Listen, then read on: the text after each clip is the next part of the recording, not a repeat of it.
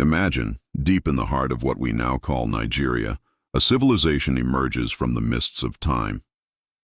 This isn't just any civilization, it's one of Africa's earliest and most enigmatic advanced cultures. They are the Nok, and their story, which begins around 1500 BC, is one of fire, earth, and mystery. For over 1,000 years, they thrived, leaving behind an artistic legacy that continues to puzzle and fascinate us to this day. But then, as mysteriously as they appeared, they vanished, leaving behind only whispers in the red earth. Today, we journey back to uncover the secrets of the lost Nok civilization. What made them so advanced? What were they trying to tell us through their incredible art? And the biggest question of all, where did they go? Stay with me as we dig into the past and attempt to solve one of ancient Africa's greatest riddles. Before we delve into the mystery of their disappearance, let's first appreciate the genius of the Nok. Long before many parts of the world had even conceived of it, the Nok people were masters of iron smelting. This wasn't just a minor technological step, it was a revolutionary leap. Around the first millennium BC, while many societies were still chipping away with stone tools, the Nok were building sophisticated furnaces capable of reaching temperatures hot enough to smelt iron ore. Imagine the scene.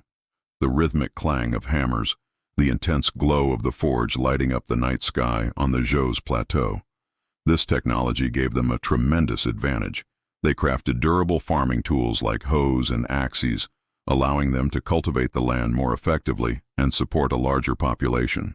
It also meant they could forge powerful weapons, spears and arrows that offered superior protection and hunting prowess. Iron wasn't just a metal to the Nok. It was the very foundation of their power and prosperity, allowing their society to grow and their influence to spread across West Africa. But the Nok's mastery wasn't limited to the forge. They were also artists of extraordinary skill, and their most famous legacy is their stunning terracotta sculptures. These aren't just simple clay figures. They are some of the most sophisticated and emotionally resonant artworks from ancient Africa. Unearthed by tin miners in the 1940s, these life-sized heads, figures, and animals have captivated the world. Each piece is unique, characterized by triangular or almond-shaped eyes, elaborate hairstyles, and detailed jewelry. The level of craftsmanship is astounding. They used a specific clay mixture and a complex firing process to create these durable, hollow sculptures. What's truly fascinating is what these sculptures might represent. Are they portraits of kings, queens, and revered ancestors? Or are they figures from a complex spiritual world, deities and spirits meant to be used in rituals? The piercing gazes and expressive faces seem to hold deep secrets about their beliefs, their social structure, and their very identity. These terracotta figures are more than just art. They are a silent, frozen language, a window into the soul of the Nok people. So we have a picture of a thriving, sophisticated society. The Nok were organized, likely living in settlements and villages scattered across a vast territory, larger than the country of Portugal.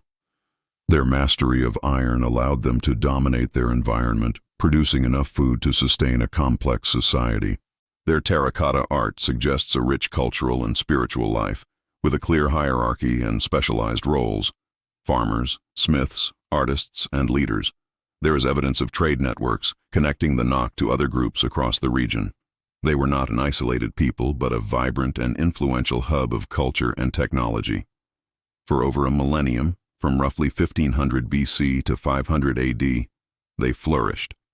They shaped the landscape, created timeless art, and laid the groundwork for future civilizations in West Africa. It seems like a story of uninterrupted success. But every great story has a turning point, and for the Nok, that turning point was a sudden and complete disappearance from the historical record. Around 500 AD, the fires of the Nok forges went cold. The skilled hands that shaped the terracotta masterpieces stopped their work. The bustling villages fell silent. And then, nothing. The Nok civilization vanishes from the archaeological record as abruptly as it appears. There are no written accounts of their decline, no epic poems describing a final battle, no grand ruins of a capital city left to crumble. It's one of history's most profound vanishing acts. For centuries, their legacy was buried, literally, beneath the soil of Nigeria, their existence completely forgotten, until those terracotta heads were rediscovered in the 20th century. This is the central mystery.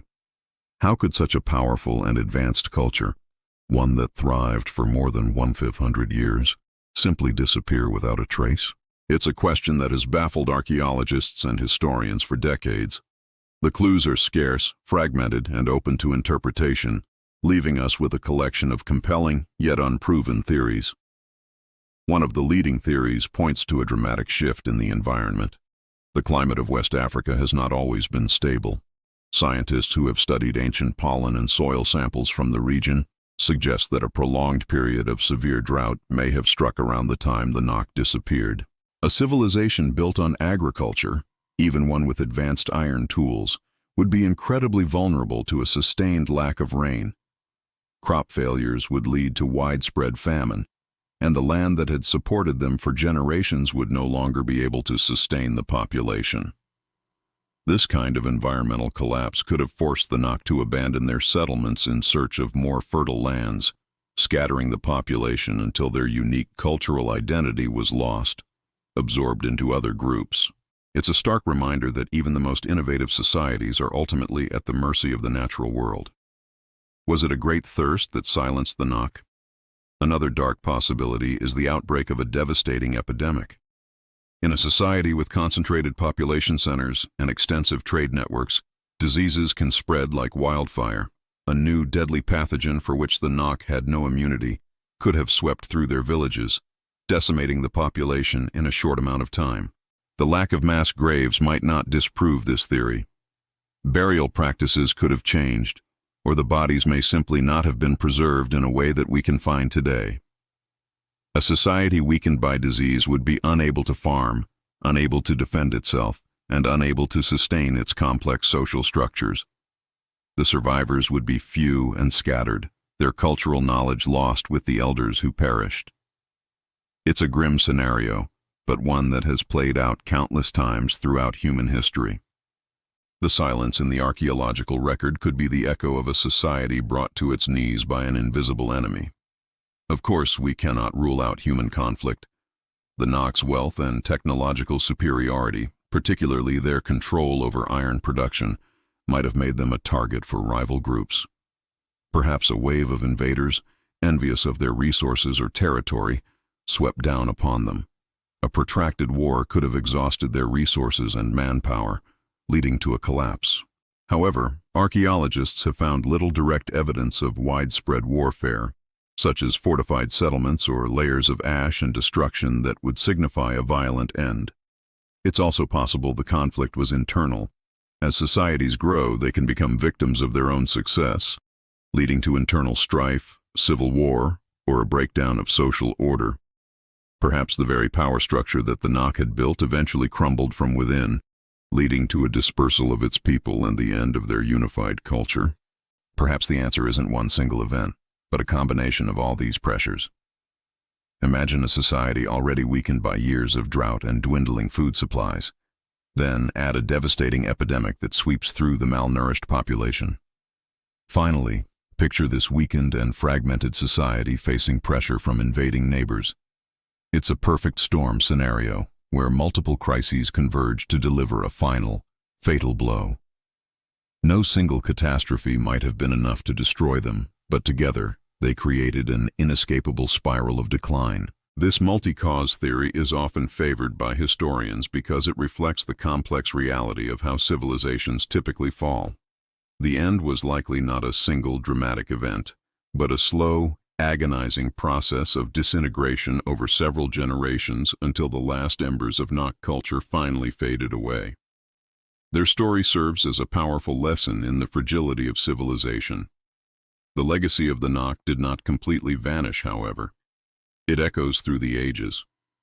Many scholars believe that the artistic traditions of the Nok, their unique stylistic elements, and even their technological knowledge, influenced later powerful West African cultures, such as those of Ife and Benin.